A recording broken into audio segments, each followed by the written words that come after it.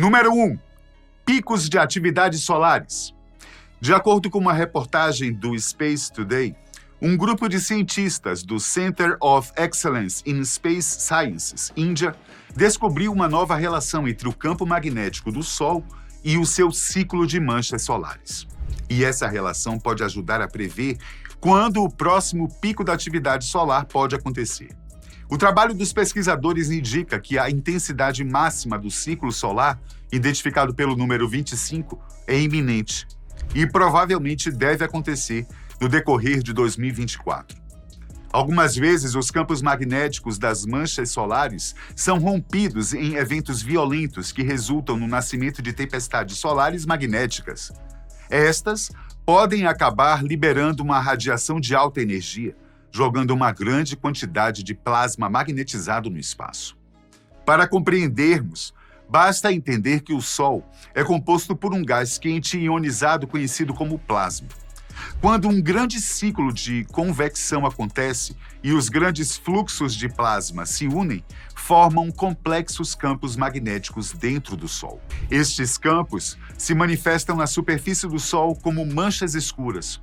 Por sua vez, essas manchas solares são comparáveis em tamanho com a Terra e possuem um magnetismo intenso, com um campo de força cerca de 10.000 vezes mais intenso do que o campo magnético da Terra. Tempestades solares mais intensas também podem causar sérios danos aos satélites, bem como aos sistemas elétricos e ao nosso sistema de comunicação. E isso acontece quando estas tempestades magnéticas estão direcionadas para o nosso planeta. Fazendo todas essas análises para o ciclo solar 25, o atual ciclo do Sol, é bem provável que o máximo de atividade aconteça no começo de 2024. Apontando para uma incerteza na estimativa, que pode fazer com que o pico de atividade aconteça até setembro de 2024. Número 2. Chuva de meteoros. Em novembro de 2023, as Leônidas estiveram de volta. Conhecido como chuva de meteoros ou chuva de estrelas, esse fenômeno ocorre de forma recorrente, sempre neste período do ano, o que aponta para um novo evento como este em novembro de 2024. Porém, apesar desta segunda designação popular, conhecida como chuva de estrelas, ser habitualmente usada, as verdadeiras estrelas não chovem ou simplesmente caem do céu. Estas estrelas cadentes não são mais do que pedaços de grãos de poeira que, ao entrarem na nossa atmosfera, se incendeiam e se tornam visíveis devido à fricção exercida pela atmosfera terrestre. Estes corpos, designados por meteoroides, desfazem-se normalmente nas camadas da atmosfera, criando os raios de luz habitualmente observados e designados por meteoros. Neste sentido, quando um destes corpos resiste a esta entrada e chega ao solo, aí sim, estamos diante de um meteorito. Cometa Tempel-Tuttle. As Leônidas, tal como o nome indica, devem a sua designação à constelação de Leão, pois é desta região do céu que os meteoros, habitualmente designados por estrelas cadentes, parecem surgir. Mas, na realidade, esses meteoros provêm de uma faixa tênue de restos de poeiras deixadas, ao longo de séculos, pelo cometa 55P/Tempel-Tuttle. Estes restos são deixados ao longo da órbita do cometa e, todos os anos, em novembro, a Terra atravessa essa faixa de lixo cósmico ou passa muito próximo dela. As partículas de poeira, a maioria do tamanho de grãos de areia, ao entrarem na atmosfera terrestre com velocidades na ordem de 70 km por segundo, tornam-se incandescentes por efeito de fricção, dando origem aos rasgos de luz habitualmente designados por estrelas cadentes. Neste sentido, a única estrela de fato envolvida neste tipo de fenômeno é o nosso Sol, que ao longo dos séculos vai vaporizando o material dos cometas que passam junto dele, formando assim as referidas faixas de poeira, que mais tarde são atravessadas pela Terra. Foi graças à grande tempestade de meteoros Leônidas em 1833 que Denison Olmsted concluiu que as chuvas de meteoros são provocadas por fragmentos de rochas espaciais dispersas em uma trilha de detritos orbitando o Sol. 35 anos depois, o cometa 55P Tempel-Tuttle foi descoberto com órbita semelhante àquela que havia sido calculada por Olmsted para os Leonídeos de 1833. Dessa forma, não foi difícil compreender que a chuva de meteoros Leônidas era formada por partículas de poeira deixadas pelo cometa Tempel-Tuttle. Risco para nosso planeta? Se a órbita do cometa Tempel-Tuttle é semelhante à dos meteoros, será que haveria o risco de algum dia ele atingir a Terra, assim como seus fragmentos? E a resposta é, a princípio, não. No entanto, em sua passagem pelo Sistema Solar interior, este cometa de quase 4 quilômetros passa a apenas 1,2 milhão de quilômetros da órbita de nosso planeta. Para alguns, isso não é um bom sinal, principalmente considerando que anualmente a Terra atravessa os detritos de vários cometas e asteroides. Nossa tecnologia atual não nos permite enxergar essas trilhas de detritos no espaço com nossos telescópios, mesmo que já saibamos que essas trilhas existam, a partir da presença dessas partículas que atravessam nossa atmosfera, refletida nas chuvas de meteoros. Assim surge uma outra questão. Cada uma dessas chuvas de meteoros significaria que um objeto perigoso se aproximaria da Terra?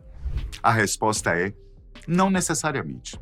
Principalmente porque a interação dessas nuvens ou trilhas de detritos com grandes corpos celestes, como Júpiter, pode bagunçar a coisa toda. Júpiter pode não só lançar uma nuvem dessas em direção à Terra, como pode também desviar a órbita do cometa ou asteroide que gerou os detritos, jogando o objeto para longe ou, eventualmente, talvez, colocá-lo em rota de colisão com nosso planeta. Número 3. Missão Artemis. Priorizando a segurança dos astronautas, a segunda fase da missão Artemis foi remarcada para setembro de 2025, concomitantemente com a terceira fase da missão, remarcada para o mesmo mês de 2026, informou uma nota da NASA, a Agência Espacial Norte-Americana, publicada na terça-feira, 9 de janeiro deste ano. De acordo com o site oficial da própria NASA, 4 astronautas irão se aventurar ao redor da Lua na Artemis II, a primeira missão tripulada da NASA, no caminho para estabelecer uma presença de longo prazo na Lua, rumo aos avanços da ciência humana e exploração, através da missão Artemis. O voo, com previsão de um período de 10 dias de viagem, testará as capacidades básicas de exploração humana do espaço profundo pela NASA, a agência estadunidense que possui a função de desenvolver tecnologias aeronáuticas a nível da exploração espacial. O foguete SLS e a espaçonave Orion, pela primeira vez, terão em suas dependências uma tripulação de astronautas humanos. No entanto, alguns astrônomos afirmam que a missão Artemis II pode ocorrer ainda este ano, conforme o avanço das tecnologias e as disputas de milionários na corrida espacial. Portanto, a estimada missão poderia se adiantar e ocorrer ainda em dezembro de 2024. A missão Artemis tem como objetivo realizar ciência na Lua. E, de acordo com a NASA, o foco é conseguir explorar o espaço e realizar estudos diretamente do satélite. Com um segmento das missões, a instituição prevê a construção de uma estação espacial lunar no futuro, chamada de Gateway. Missão Artemis II. A segunda fase da missão Artemis prevê um voo tripulado ao redor da Lua. A bordo da nave Orion, os astronautas Jeremy Hansen, da Agência Espacial Canadense, e Christina Koch, Victor Glove e Reid Wiseman, da NASA, seguirão em direção ao satélite. Um dos profissionais e administradores associados ao Departamento de Desenvolvimento de Sistemas de Exploração e gerente do escritório do programa Lua a Marte da NASA, informou que o programa Artemis é uma campanha de exploração de longo prazo, cujo objetivo é conduzir ciência na Lua, através do trabalho e da operação de astronautas, em termos de preparar futuras missões humanas a Marte. Isso significa que devemos acertar à medida que desenvolvemos e pilotamos nossos sistemas fundamentais para que possamos realizar essas missões com a maior segurança possível. Corrida espacial. Em agosto de 2023, o mundo presenciou, com o pouso do módulo indiano Chandrayaan-3 na Lua, uma disputa para explorar novamente o satélite natural da Terra. Neste ano, diversos países têm inúmeros lançamentos agendados em seus calendários. Entre espaçonaves, sondas e robôs exploradores, 2024 promete ser um ano bastante movimentado na exploração espacial.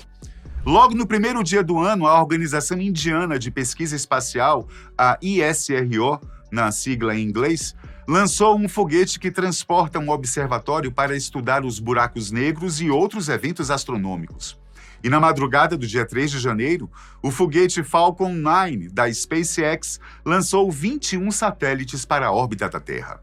Além destes dois, o módulo SLIM, desenvolvido pela JAXA, a agência espacial japonesa, consiste numa sonda de pequeno porte e pretende demonstrar que é possível fazer um pouso de alta precisão. Lançada no final de 2023, é possível que a nave faça uma tentativa de alunissagem no dia 19 de janeiro. A expectativa em relação a esta missão é alta, já que 2 missões japonesas, por exemplo, falharam recentemente ao tentar pousar na Lua. Missões robóticas norte-americanas. A NASA também tem se dedicado a mais 2 missões robóticas para a Lua, a Peregrine e a Nova-C. A agência espacial, inclusive, contratou os 2 módulos junto a startups espaciais. No caso do Peregrine, da empresa norte-americana Astrobotic, este módulo foi lançado com sucesso na segunda-feira, 8 de janeiro, impulsionado pelo novo foguete Vulcan da ULA, United Launch Alliance. Já o segundo módulo, Nova-C, da Intuitive Machines, uma empresa americana de capital aberto com sede em Houston, Texas, partirá em fevereiro deste ano a bordo de um Falcon 9 da SpaceX. Essas missões têm como objetivo explorar a Lua a partir de instrumentos desenvolvidos pela NASA e universidades norte-americanas. No entanto, a primeira missão do ano, programada pela NASA, previa a chegada do módulo à Lua em 23 de fevereiro. A expectativa era de que o equipamento fizesse o primeiro pouso suave dos Estados Unidos na Lua desde 1972 e o primeiro de uma empresa privada na história. O módulo da Astrobotic está voando por conta própria, mas na primeira etapa do voo foi levado ao espaço pelo foguete Vulcan, que fez seu primeiro lançamento e entrou na disputa pelo domínio da SpaceX do bilionário Elon Musk na área de transporte aeroespacial. O Vulcan estava sendo desenvolvido desde 2014 pela United Launch Alliance, empresa fundada em 2006 pelas fabricantes de equipamentos aeroespaciais Boeing e Lockheed Martin. Além dela, outra potencial concorrente da SpaceX é a Blue Origin, do também bilionário Jeff Bezos. Gigante asiático. No entanto, a China também está na corrida para alcançar a Lua em 2024. O gigante asiático pretende lançar a missão Chang'e-6, se tornando a primeira missão a recolher amostras do lado oculto da Lua, além de trazê-las para o planeta Terra. Aliás, esta missão seguirá os passos da Chang'e-4, que pousou no lado afastado da Lua, e da Chang'e-5, que realizou o primeiro retorno de amostras lunares do país. Os preparativos para a próxima missão estão progredindo sem problemas, afirmou a Administração Espacial Nacional da China, em comunicado em outubro de 2023. Em nota, a comunicação acrescentou que o satélite retransmissor que acompanha a missão seria implantado no primeiro semestre de 2024. A Administração Espacial Nacional da China também antecipou a sua missão Chang'e-8, prevista para 2028, com as autoridades chinesas pedindo, no final de 2023, uma maior colaboração global para a expedição lunar não tripulada durante o Congresso Astronáutico Internacional, realizado em Baku, no Azerbaijão. De acordo com as comunicações oficiais do órgão, a expedição chinesa em 2028 poderá acolher projetos conjuntos a nível de missão com outros países e organizações internacionais. Isso significa que a China e os parceiros internacionais poderiam trabalhar juntos no lançamento de naves espaciais e na operação em órbita, conduzir interações entre naves espaciais e explorar conjuntamente a superfície da Lua. E conforme a mídia estatal chinesa, a expansão dos laços internacionais de Pequim através da colaboração espacial também faz parte desse plano de colaboração internacional, embora, até agora, apenas alguns países tenham aderido à sua planejada estação de pesquisa lunar. E dentre eles estão Rússia, Venezuela e África do Sul. 2024 promete.